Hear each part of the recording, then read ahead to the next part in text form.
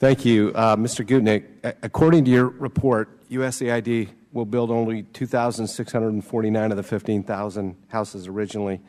And I'm just wondering, is this an acceptable outcome? I've heard all the other folks talk about, why we've had the mistakes in projections and everything, but realistically, could this have been avoided? I think it's regrettable that the goal will not be achieved or anything like the original goal.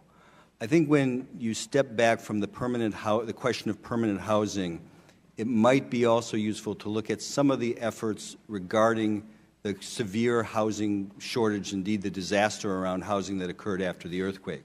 So that in the immediate aftermath, there were a range of efforts, some of which the U.S.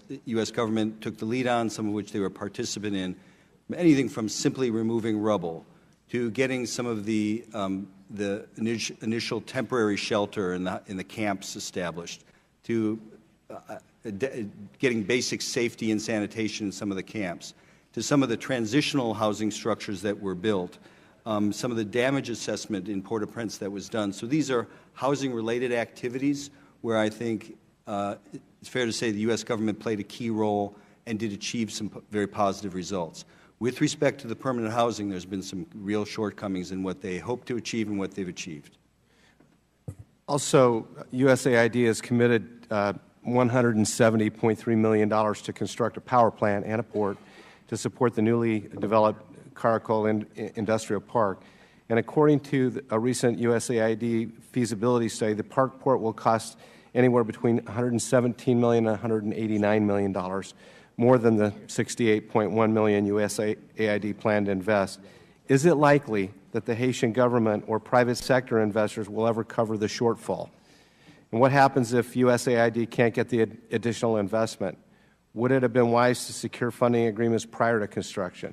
And then finally, USAID has informed the committee it plans to hire a port engineering expert by the end of this year. I heard you talk about the fact that they haven't had any responses yet, but even if they do get that engineer, would that alone be sufficient to cure the problems they're facing, and what else should be done? Right. With respect to the shortfall on the funding of the port, I think it's important to recognize that AID's investment was not intended to be the entire investment required to build and operate this port. The port has been envisioned as a four-phased project. And right now, AID's $60-some million that remains in that sector will cover the majority, but I don't believe all of Phase 1. AID, I believe, hopes that Phase 1 would be enough to get the port up and running, although it would not have the full capacities, obviously, of the completed construction over the four phases. For the four phases, there's a significant shortfall, and the effort is to identify someone in the private sector who will invest in the building of the port and then obtain a concession for the running of the port and thus recoup some of their investment. I wouldn't say I'm the best person to have the most expertise to answer that. I'd say that it would be a large investment, and the private partner would need a concession at the port that was sufficient to recoup their investment, and that's a private sector calculation I can't do for you. With that kind of a shortfall, would it be prudent of us maybe to hold back on that money until there is a successful game plan? Well, I think there's some degree to which the port, the power plant, the housing, and the industrial park are interdependent. That's not specifically to say that without the port, the other parts of that larger project couldn't survive, but it certainly is standard economic logic to suggest that that port will reduce the transportation costs for the industrial park, allowing them to expand, hire more folks, more wages that will support housing, more use of the power plant and payment for the utilities that the power plant provides. And so there's some synergy to these projects that I think would make it a greater challenge for the larger project to succeed without the port.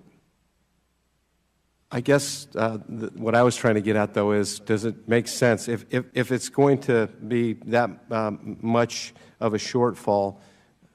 Would you recommend that we don't spend that $68 million and build something that may not be able to be completed?